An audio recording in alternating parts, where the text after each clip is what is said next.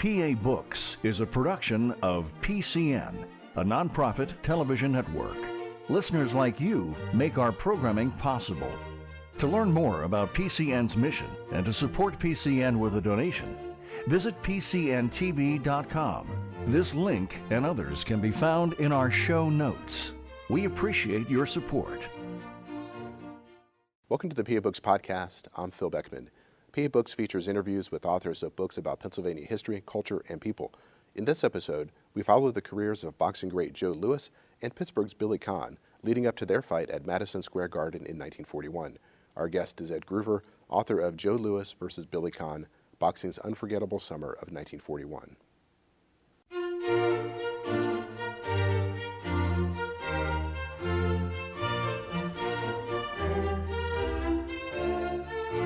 This week on PA Books, Ed Gruver, author of Joe Louis versus Billy Conn. Ed Gruver is the author of Joe Louis versus Billy Conn, Boxing's Unforgettable Summer of 1941. Why did you write this book? Primarily because no one else had before that. I was surprised when I did some research on this fight. It's such a famous fight, and I was surprised that no one had done a full-length work on, the Joe Louis Billy Conn fight of 1941. It was June 18th. And, I thought it was a story worth telling. A lot of people consider it the greatest heavyweight championship fight ever. It was certainly part of what may have been the greatest American sports summer, 1941, because in baseball you had Joe DiMaggio of the Yankees, embarking on his famed 56-game hitting streak. And at the same time, you had Ted Williams of the Red Sox becoming the last man to hit over 400. He batted 406 that summer. And then, the pinnacle of it all was this Joe Louis-Billy Conn fight that took place basically on the eve for America of World War II.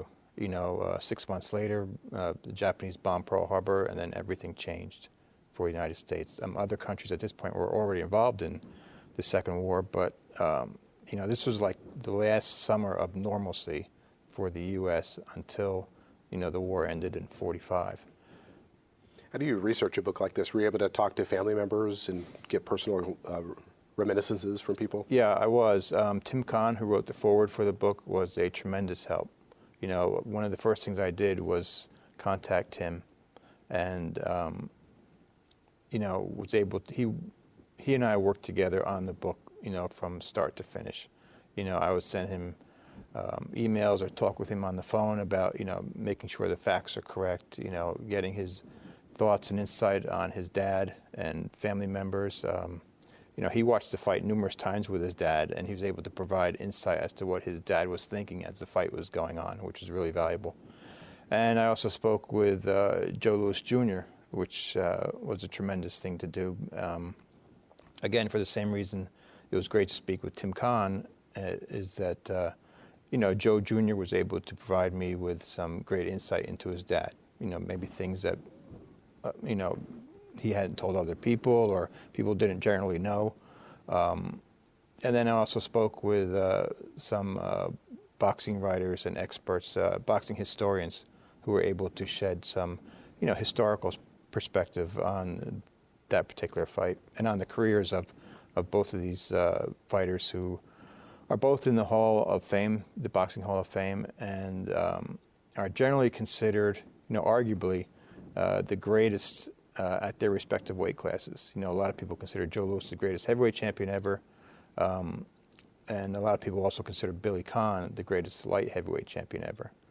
Joe Louis Jr. told me an interesting story that at his father's funeral, which was attended by a lot of celebrities, Frank Sinatra and others, and Muhammad Ali, who always made the claim, I'm the greatest, went up to Joe Jr., took him aside and said, I always make those claims that I'm the greatest heavyweight ever, but is there really, your dad was the greatest heavyweight champion ever. How did boxing fit into the culture of the time? And today it doesn't have the same cachet that it did then. How was it seen within the sports culture of that time? Back then, being the heavyweight champion of the world was basically the biggest title in sports. predated the Super Bowl, of course, by decades. Pro football in the 30s and 40s wasn't what it would become in the late 50s and 60s. Basically, the three primary sports were boxing, college football, and horse racing. Those were the three biggies. And so boxing really, dominated to a large degree the sports landscape. Joe Louis fights, radio being the primary medium at that time, Joe Louis fights outdrew every other radio audience apart from President FDR's radio addresses. FDR was the only guy who outdrew Joe Louis on the radio. The second Louis-Schmeling fight in 1938 drew an international radio audience of over 100 million people. And two of the people listening in on that fight, because of all the international politics that were associated with it, U.S. versus Germany, Max Schmeling, who was not a Nazi but was associated with that, the Nazi regime, unfairly, I should add, because he was not a member of the Nazi Party at any time. But, FDR listened to the fight in the White House. Adolf Hitler listened to the fight in Berlin. I mean, that's how big boxing was at that time. It was, when you had international fights, it was kind of like a microcosm of the political scene that was going on worldwide. Now, Joe Louis, of course, is very well known, very famous. Billy Conn, how is he remembered? He's remembered primarily, unfortunately, for this fight against Joe Louis. But Billy had a great career. Like I said, a lot of people consider him the greatest light heavyweight champion ever, along with maybe Archie Moore. And more recently, I think you could add Roy Jones Jr. into that mix, and perhaps Michael Spinks as well. Discounting his knockout by Mike Tyson, which kind of shed a bad light on his career. Yeah, Billy was, a great fighter, and really, unfortunately, is kind of remembered most for this terrific battle he put up against Joe Louis. And it's kind of an allegory that, the way the fight played out, that Billy's confidence may have gotten the best of him. Otherwise, he might have pulled what probably would have been the greatest upset in boxing history to that point. Now, this period that you talk about in the books, the 1930s into the 40s, this is a period of racial segregation. How did that play into people with, you have African-American fighters and white fighters? Yeah, that was a big thing back then. Promoters would go out of their way basically to arrange what they called mixed race matches. You would have Italians versus Irish, black versus white, in some cases German versus Jew. I mean, those kind of things, because they knew it would draw. In an area where Billy grew up in Pittsburgh, there were, depending on what area of Pittsburgh you were in, you had a different race in each area. So, they would bring those fighters together in these matches, these boxing matches, and they would, pack the house. They would pack the arena, and you would have basically a split house, half, whatever the case was, maybe half Irish rooting for Billy, and if he was fighting an Italian fighter, then it'd be half Italians rooting for his opponent.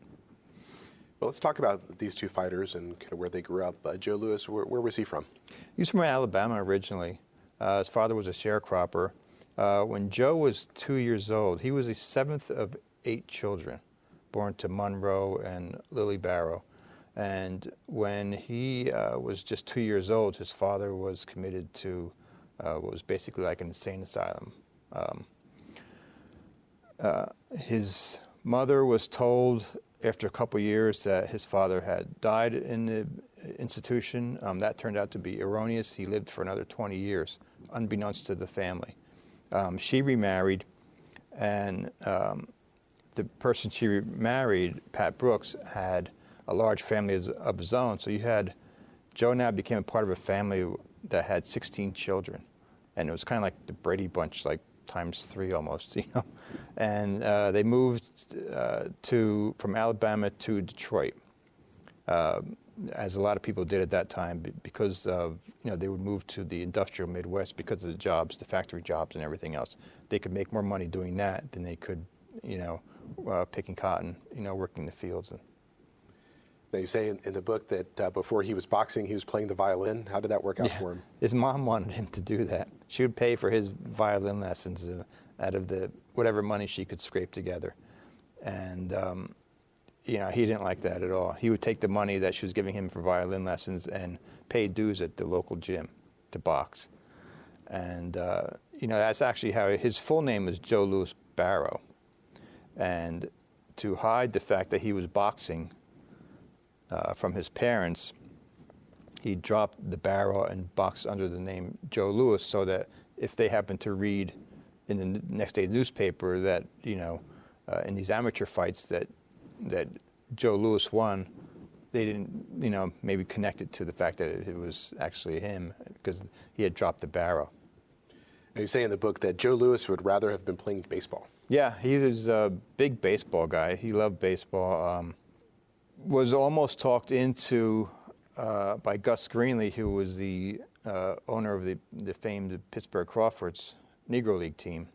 He wanted Joe to start a Negro League franchise in Detroit, and Joe almost did it, but was talked out of it by some advisors, because at the same time he owned a softball team that was kind of hemorrhaging money, and they thought this is not a good investment for you to get into the baseball side of it. But he, growing up in Detroit, he would go to watch Detroit Stars games. They were the Negro League team. So he would see people like Satchel Paige, Josh Gibson, Cool Papa Bell, all these great Negro League stars who went on to become Hall of Famers. And then he would also go to watch Detroit Tiger games in the American League. So he would see Hank Greenberg and Mickey Cochran, and so he had kind of the best of both worlds, because baseball was segregated, of course, so he could see the great black players in the Negro Leagues and the great white players in the major leagues. How did he discover boxing? By accident, actually. He did some sparring in a local gym, and actually did fairly well against a very experienced fighter, far more experienced than he was at the time. And the fighters told him that, look, you've got a heck of a punch there. You really should put that violin down and, see if you can make some money doing this, because there was no money, in, playing the violin for him at that time.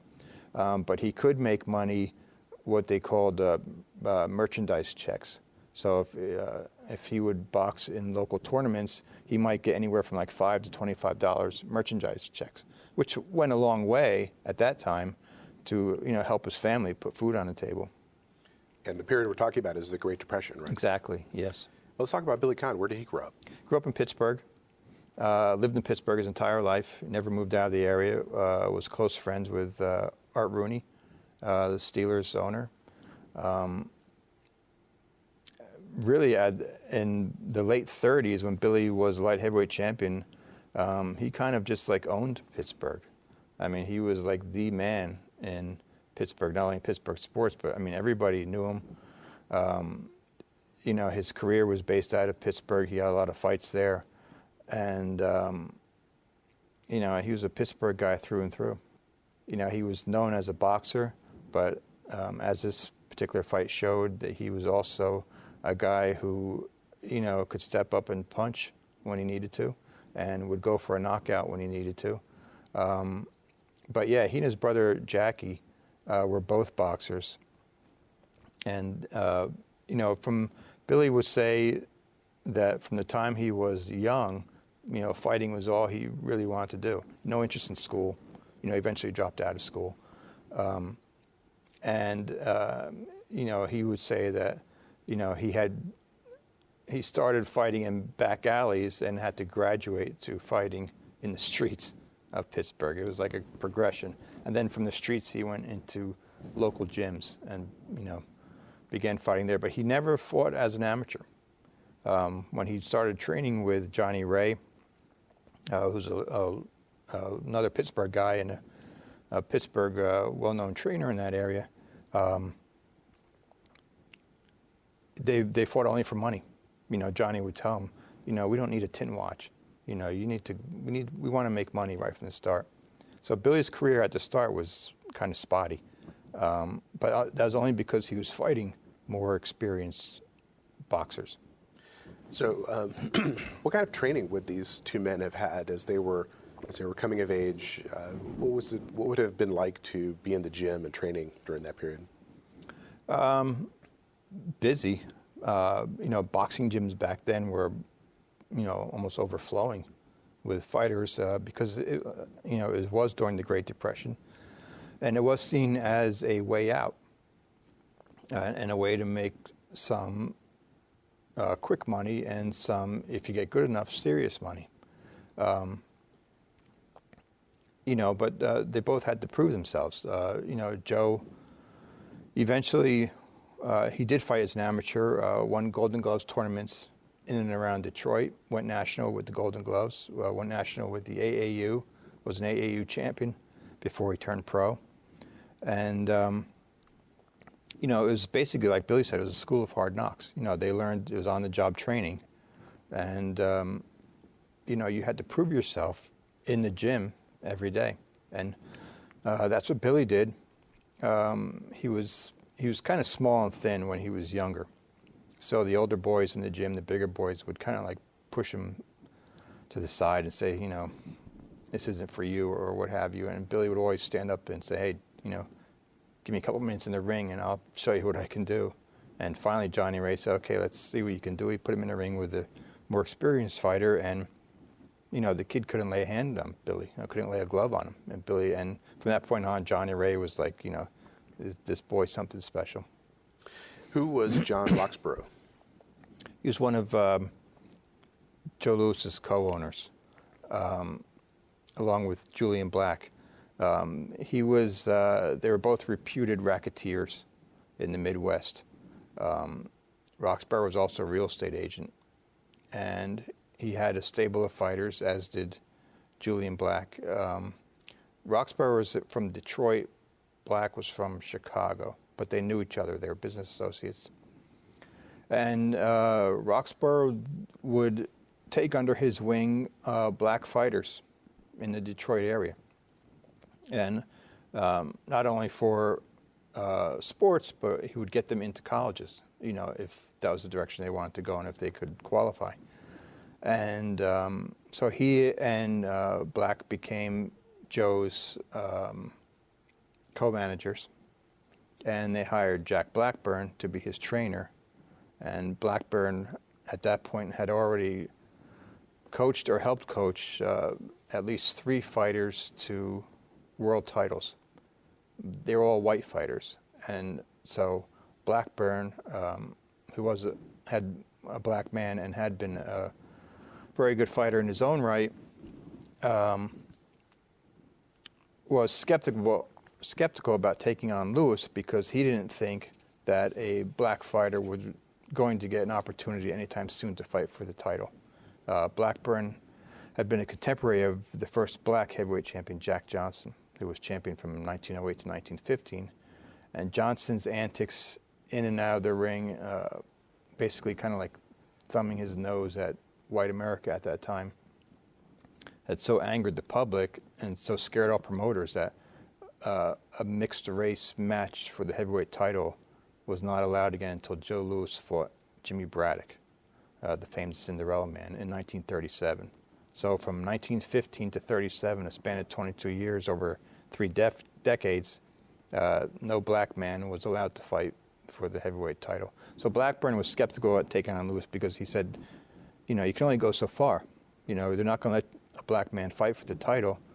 But, he agreed to take him on and basically molded him into becoming a great champion. And Blackburn today is considered arguably the greatest trainer in boxing history, which, says a lot when you consider people like Angelo Dundee, Ray Arcel, Customato. Blackburn, he's in the Hall of Fame, and he's considered the top trainer of all time. What kind of a relationship did he have with Joe Louis? Were they close? They were very close. Joe considered him to be a father figure. close friend and a trainer. So he was like a 3-in-1 combination, Joe said in his autobiography. They called each other Chappie. That was a nickname they had for one another.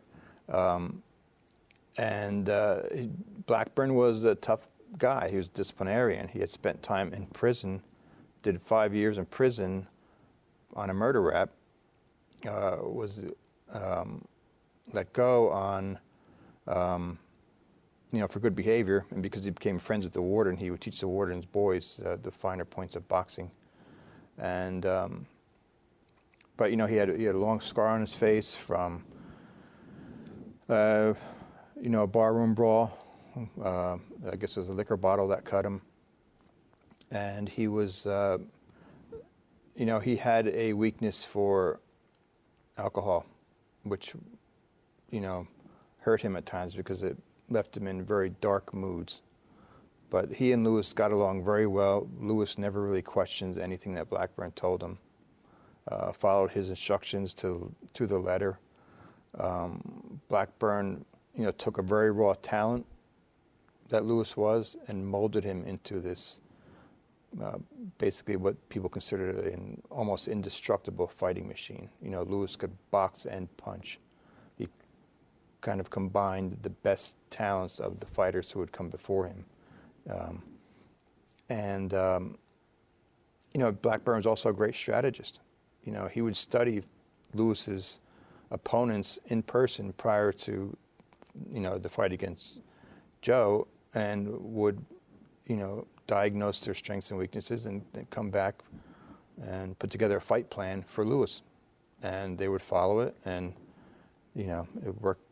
It was hugely successful. I mean, Lewis only lost once during his career prior to his comeback, and that was against Max Schmeling in 36. That was considered a huge upset. But during the fight, Blackburn could diagnose what opponents were trying to do to Lewis and make adjustments. The only time it didn't work was the first Schmeling fight. Now, Billy Conn also had people in his life who were helping him along the way. One of those was Johnny Ray. Yeah. Johnny Ray, like Jack Blackburn, was a boxer.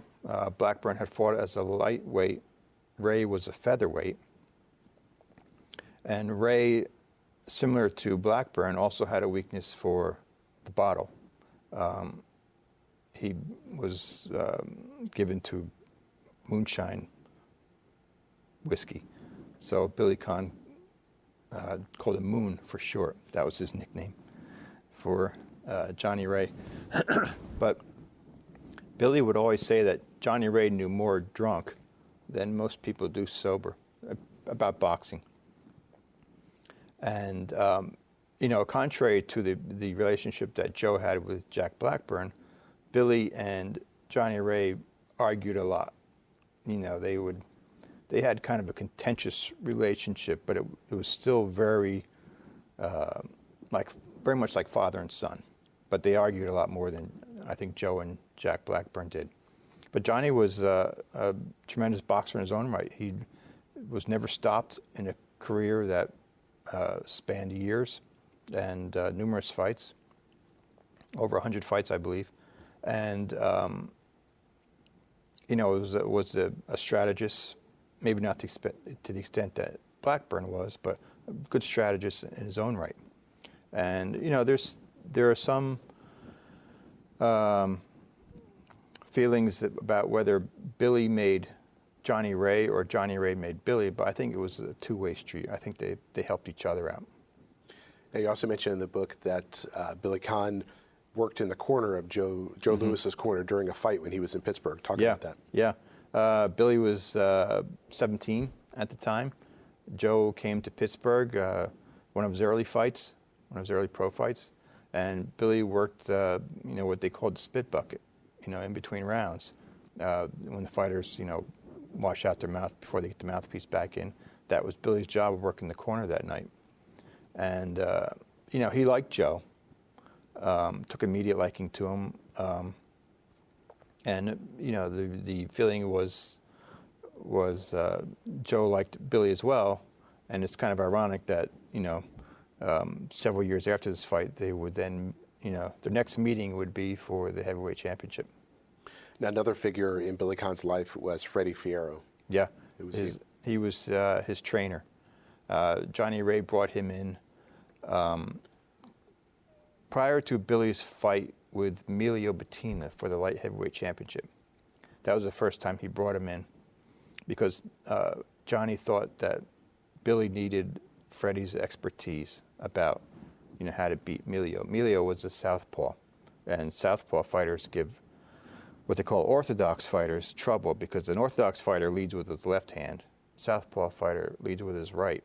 So that reversal can give fighters problems.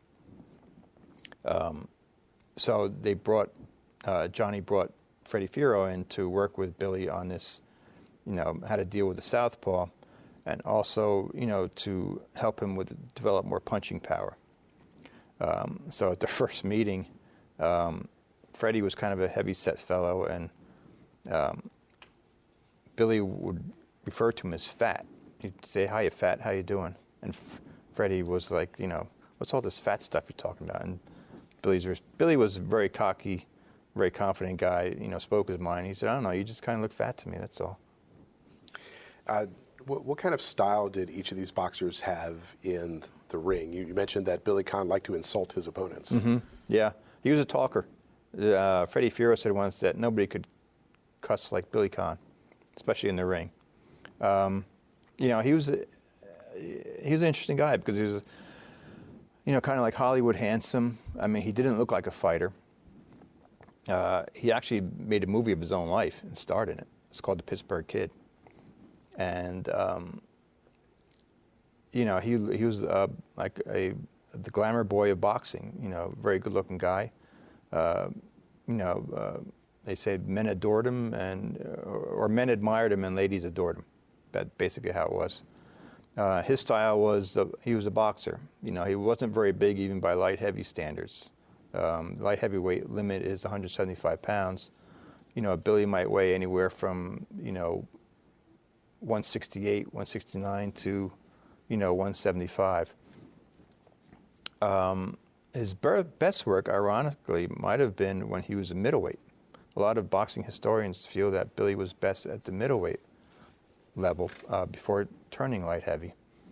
But he was a boxer who could punch when needed, and Joe Louis was a puncher who could box when needed. Louis could knock you out in the first round, as he did to several of his opponents, or he could outbox you over 15 rounds. Sometimes it depended on what mood he was in. There were times he would tell his cornermen, this fight goes 1 round tonight. Didn't matter who he was fighting. He said, I'm going to end it in the first round. And he'd go out and knock the guy out in the first round. If you were standing in the ring with Joe Louis, what would you see? Pretty fearsome fighter. He had this deadpan stare that literally scared opponents.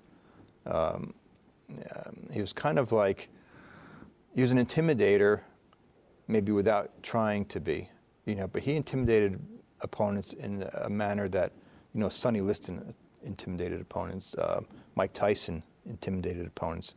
Theirs was more calculated. Louis was just intimidating without trying to be intimidating. Opponents talked often about his deadpan stare that he had in the ring and, this expressionless mask that he wore all the time. And the fact that, he carried dynamite in both gloves. I mean, he could knock you out with the left hand, he could knock you out with the right hand. Some fighters, it's either or. With Louis, it was both, which made him, doubly dangerous. And he was always in condition. He didn't wear out.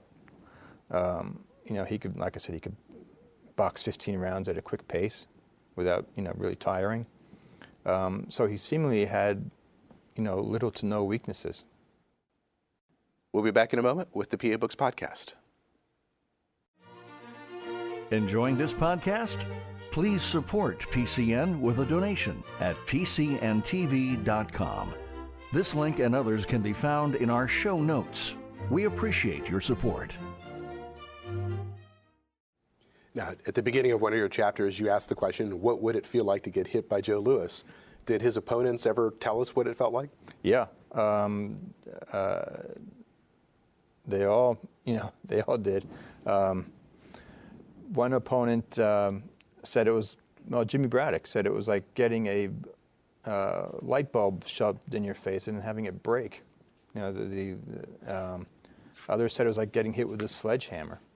One of his opponents said that he thought half his head had been blown off when Lewis connected with the right hand, and he took his glove and like felt for his head to make sure it was like still connected. But they were, and even Billy Conn said, Lewis punches you numb. That was the word he used. Numb. That every blow that he lands hurts. Now, as Joe Louis is developing as a boxer, he's fighting a lot of different people. When did he first have his first big fight that everybody noticed? Yeah, his first big fight was in 1935. He fought Primo Carnera, who was former heavyweight champion from Italy.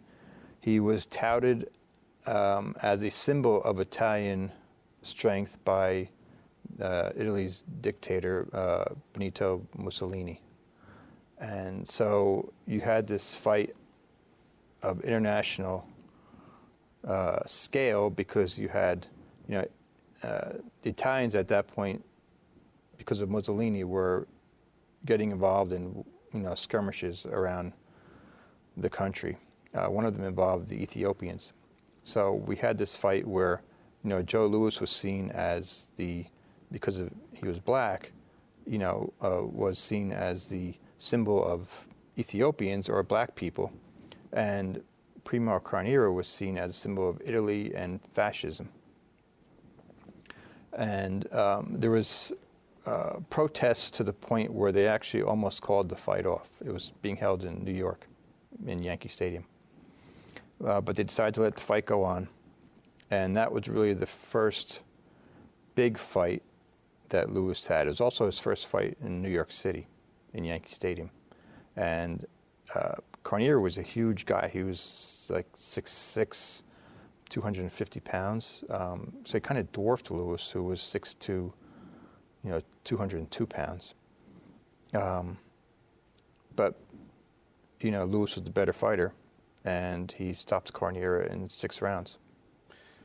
Now, Billy Conn was also fighting early on in his career, mostly in the Pittsburgh area. At some point, though, he gets invited to go to New York City. Mm-hmm. How did that happen? He was, because of his record, he was, as you say, making a name for himself in places other than New York City. And New York boxing at that time was controlled by Mike Jacobs, who was a promoter. He was the successor to Tex Rickard, who had been the top promoter in the sport from 1910 through the late 20s. Rickard had promoted Jack Johnson's fights. He had promoted Jack Dempsey's fights. He was responsible for what they called these fights of the century. The first was 1910 when Jack Johnson fought James J. Jeffries in a mixed race match. Both claimed rights to the heavyweight title. Johnson was the current champion. He had defeated Tommy Burns in Australia 2 years prior, 1908.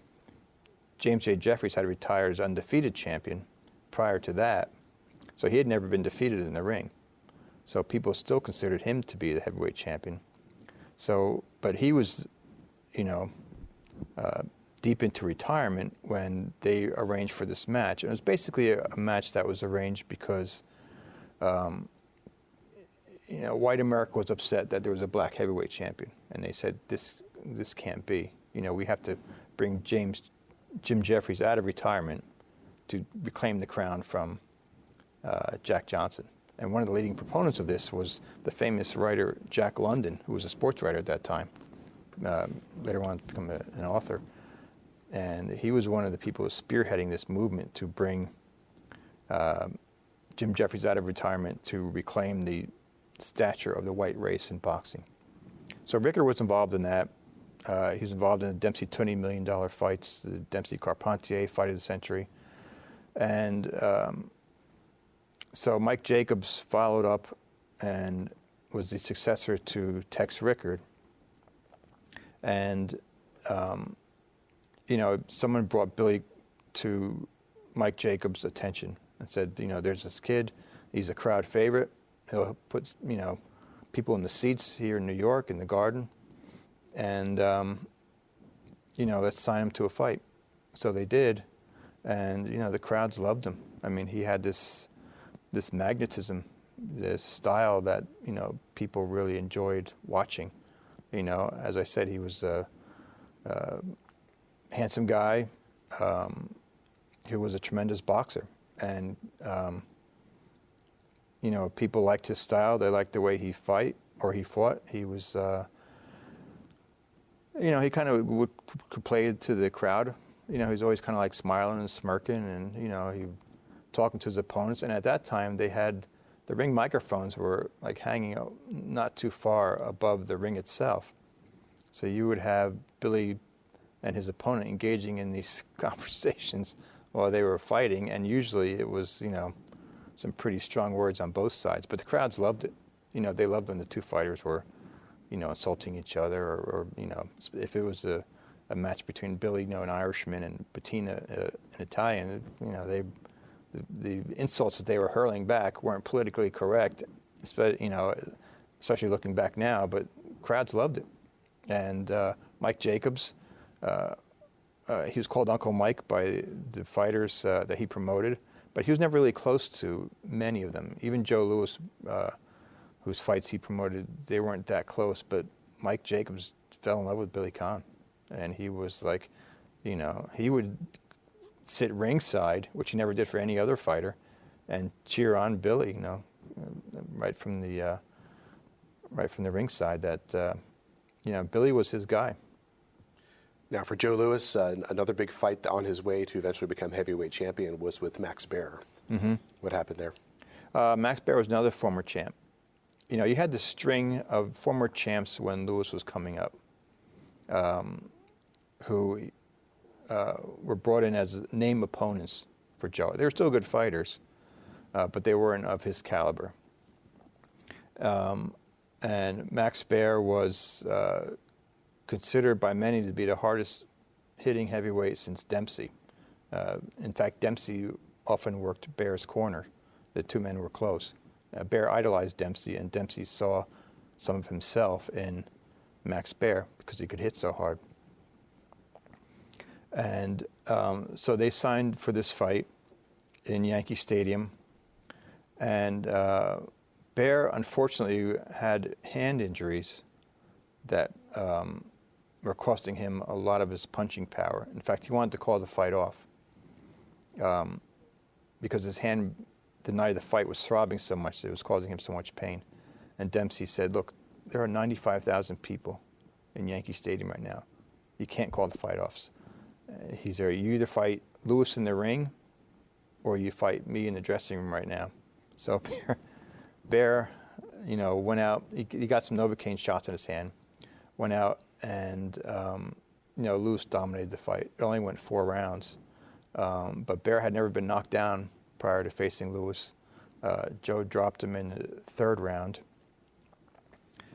stopped him again, then dropped him again in the 4th. And Baer was on one knee when he took the count, and people didn't like that at all. They were screaming for him to get up. And Baer said later that, I could have gotten up, but, if people are going to pay to watch me get executed, they're going to have to pay more than $25 a seat for it. Joe Louis would also fight Max Schmeling. What was significant about that fight? They fought twice, and initially the first fight in '36 followed the Baer fight that Louis had. And, at that point, Schmeling was a former champ, and he was seen as just more, another name opponent for Louis. Really nothing more than that. No one expected Schmeling to win. Schmeling, to his credit, studied films of Louis and realized that Joe had a weakness of when he would throw his left jab, when he pulled it back low, meaning that Schmeling saw that he could counter Louis's left with an overhand right. And Schmeling, being a counterpuncher, that worked to his strength. And Schmeling even tipped off to sports writers when he arrived in New York from Germany that, I see something in Lewis's films, and they were like, it doesn't matter, Lewis is knocking everybody cold. He's going to destroy this guy, just like he did Carnera and Bear. And in the 4th round, Schmeling tags Lewis and knocks him down. First time Joe's been dropped in his career, pro career. And Joe gets up, and at the end of the 5th round, the bell sounds, and just as it's sounding, Schmeling tags Lewis again with another hard right.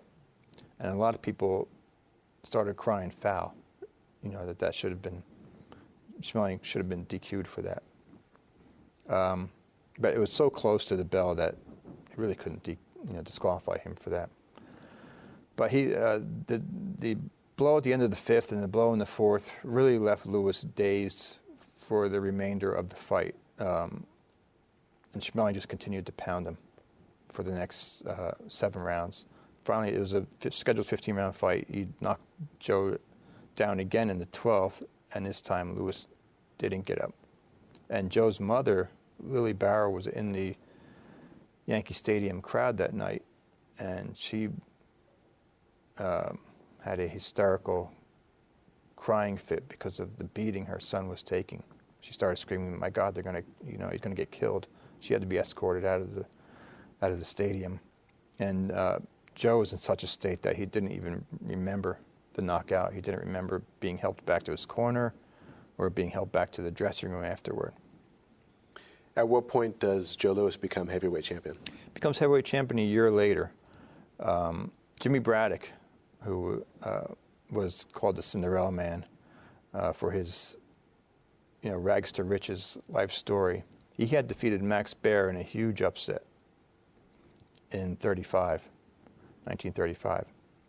And Braddock, as made famous by the movie The Cinderella Man, Russell Crowe plays Jimmy Braddock.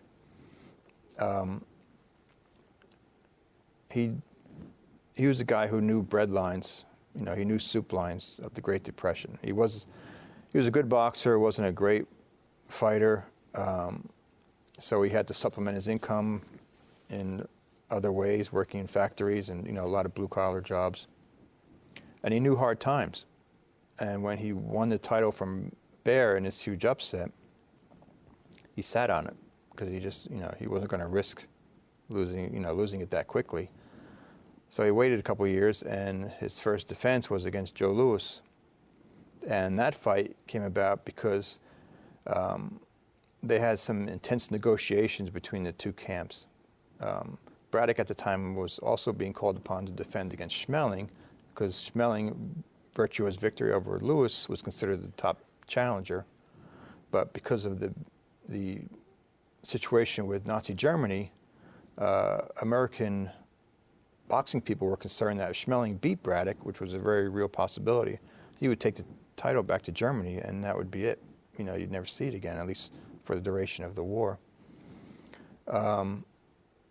So they negotiated with Joe Louis's camp, and Braddock only agreed to fight Louis when a deal was worked out that he would gain a percentage of every Louis fight after that. So every time Joe Louis fought, Jimmy Braddock made money. So that's what got him into the ring with Louis. I think Braddock kind of knew that, Louis being Louis, that this was going to be his one and only title defense. And so they fought in Chicago, and Braddock, to the surprise of many, knocked Louis down in the first round. Louis got up and proceeded over the next 7 rounds to just basically wear down Jimmy Braddock with hard punches. But Jack Blackburn in the corner kept cautioning him. Braddock's a tough guy. Don't get over anxious, because he's strong, he's durable. He's not really afraid of you. So take your time, wait for your openings, and then because Braddock was so much older than Louis, Blackburn's advice was just let him wear down. And by the 8th round, Louis saw his opening, and Blackburn said, okay, time to take him out. And he knocked Braddock down, hit Jimmy Braddock so hard that he kind of corkscrewed him into the canvas. If you see the film of the fight, Lewis hits him with a right hand that spins Jimmy Braddock almost in a circle. It was so hard. And he falls face down, and it took his handlers a full 2 minutes to revive him. Now, Billy Conn became the light heavyweight champion. How did he end up in the ring with the heavyweight champion, Joe Louis? Basically money. You know, Billy won the light heavyweight title, but the glamour positions, or the glamour divisions in boxing, are the heavyweight division, the middleweight division, and the welterweight division. Light heavyweight is kind of like lost in the shuffle, because between the middleweight and heavyweight divisions, and there's not a lot of money to be made as light heavy champion. That's why I see a lot of light heavy champs through the years taking on the heavyweight champ. And you know, Billy beat Emilio Bettina to win the light heavy title in '39, defended it against Bettina, and then defended it 2 more times against Gus Lesnovich, and then realized, you know, I can make more money fighting heavyweights. And Billy also thought, you know, heavyweights are big, slow guys. You know, I'm a quick guy. I can outbox these guys pretty easily. So he went on a string of fighting heavyweight contenders. And 2 of the more prominent ones were Bob Pastor and well, one of the more prominent was Bob Pastor, and Pastor had twice fought Lewis and given him problems both times. The first time was a 10-round decision that was close. The second time, Lewis knocked him out in the 11th round. But both times, Pastor had given Joe some difficulties. Conn fought Pastor and knocked him out in the 13th round. And said afterward, you know, hey, it took Joe Louis 21 rounds. There were 2 fights to beat this guy, to knock him out. And I did it in 13 rounds. You know, who says I can't punch? You know, I'm doing things that Joe Louis can't do. So Billy, you know, campaigned for this title shot against Louis, you know, because he fought his way through the heavyweight division, and really, you know, Louis had been doing the same thing. So it came down to the point where there was no one left for either one of them to fight except each other. What was the Blackburn crouch? A style taught by Jack Blackburn to all of his fighters. Some of the more prominent ones, of course, are Joe Louis, Sugar Ray Robinson. He was never Sugar Ray's trainer, but Sugar Ray and Joe were close friends, and Robinson would spend a lot of time at Joe's camps and would spend a lot of time around Jack Blackburn picking up advice and tips on boxing. And so the Blackburn crouch is where you're a stand-up straight fighter, but you're crouched slightly forward at the waist. Left arm partially extended if you're an orthodox fighter, where you lead with your left, and your right hand cocked by your chin. So basically what it does is that it eliminates or cuts down the opportunity or the space for your opponent to land punches against you because of the crouch and because of the upraised shoulder. Left shoulder if you're orthodox, right shoulder if you're southpaw. And it keeps the 2 hands close to the chin and ready to punch at any time. Now, once they're in the ring together and they're fighting, what are each boxer's strategy? Conn's strategy was to survive the first couple of rounds and then just outbox Joe. It was a 15-round fight. All fights back then were scheduled for 15 rounds, championship fights. Lewis's strategy was to take him out quickly. He was a bigger guy, hit harder, and he knew that Billy was a tremendous boxer. He had seen Billy box. And, you know, Conn had been in attendance at Lewis' fight, so he knew how hard he hit. And the other thing about Billy was that he had a slow heartbeat. So it took him a couple of rounds to warm up. Kind of like another famous athlete, Bjorn Borg, tennis champion, had a slow heartbeat. and would invariably lose, like, say, the first set, sometimes the first 2 sets of a tournament match, and then rally to win the final 3 and win the match. Billy was like that in boxing. He would lose the first couple rounds, sometimes more. In his rematch with Bettina, Billy, by his own admission, lost the first 6 rounds of the fight, and said that later that he picked it up in the 7th and outboxed him the rest of the way and got the decision.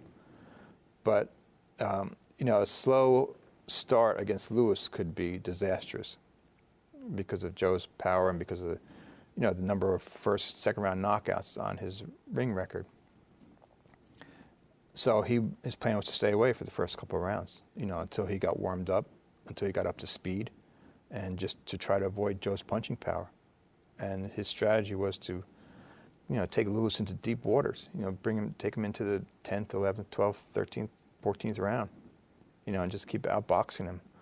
And, if an opportunity presented itself to go for a knockout, he really thought he could knock out Joe Louis.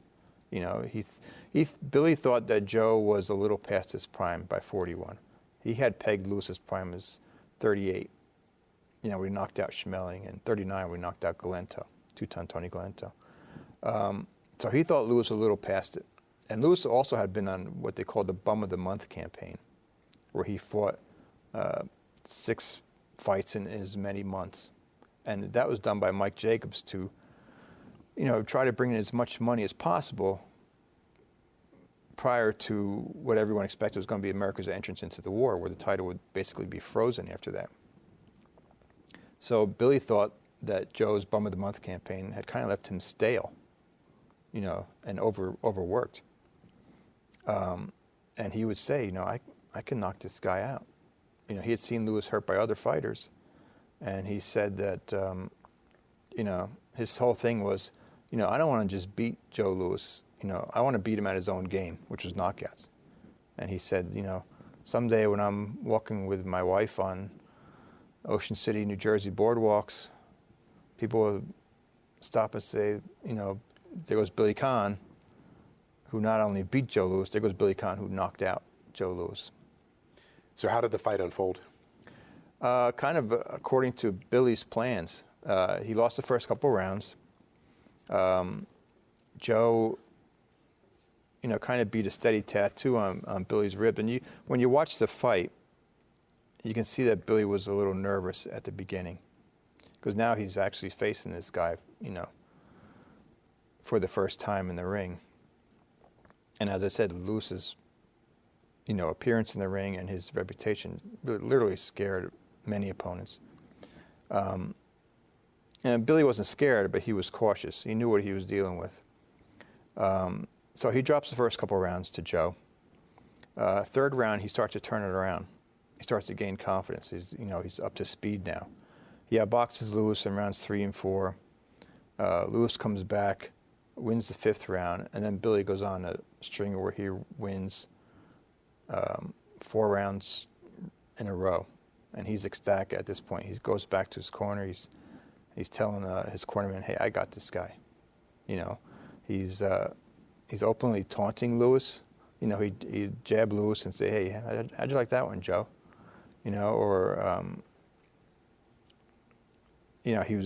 Joe would land a good punch and Billy would smirk at him. He was smiling, laughing in the ring, which is unheard of when you're fighting Joe Louis. I mean, people in there fighting for their lives are trying to survive, and here's Billy. It looks like he's, having a great time in there, and he was, because he was carrying out his fight plan, and he was winning. Louis came back, took the 10th round, and then Billy wins rounds 11 and 12, and in the 12th lands 2 left hooks that stagger Louis.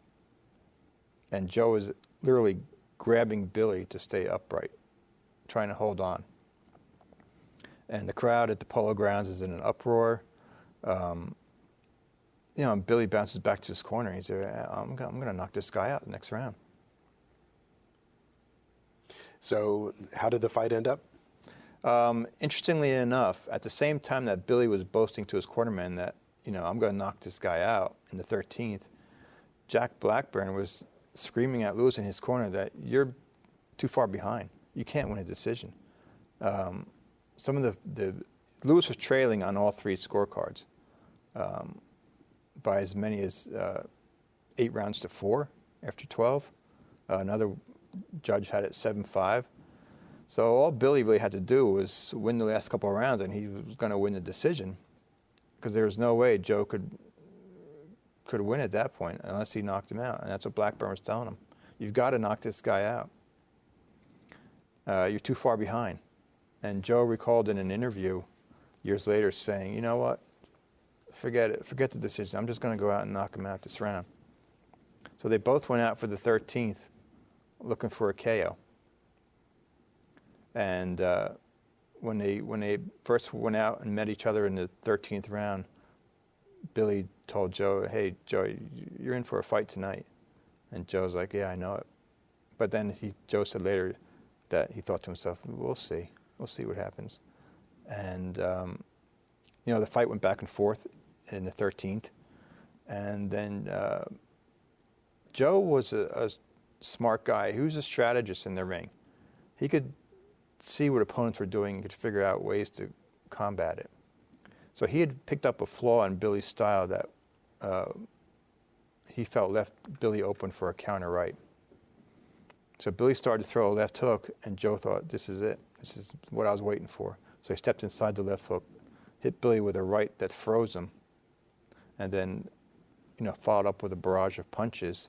And still Billy fought back. He took the blows, fought back. The Polo Grounds crowd was like on his feet, going crazy. These two guys, these two great fighters, going toe-to-toe in the center of the ring. But Lewis's punching power was just too much. And he connected with some more punches on Billy.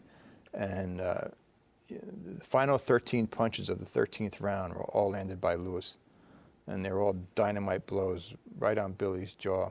And he, a final right hand, put him on the canvas. And it looked like he was going to be counted out. But at the count of 8, he started to get up, and his gloves were clearing the canvas when the referee shouted 10. And at that point, there were just 2 seconds left in the round.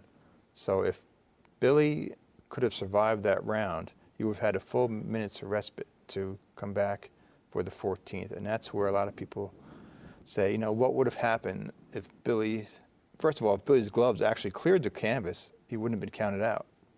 And there was no way in 2 seconds Joe could have gone across the ring and relaunched his attack. So Billy would have survived the 13th, and then now what happens in the 14th and in the 15th rounds. That's one of the great debates about this fight. Well, we've been speaking with Ed Gruver. He is the author of Joe Louis versus Billy Conn, Boxing's Unforgettable Summer of 1941. Thank you for speaking with me. Thank you very much. Listeners like you make PCN programming possible. Full episodes of PA Books, as well as other PCN programs, are available to stream with the PCN Select app. To learn more about PCN's mission and to support PCN with a donation, visit PCNTV.com. This link and others can be found in our show notes. We appreciate your support.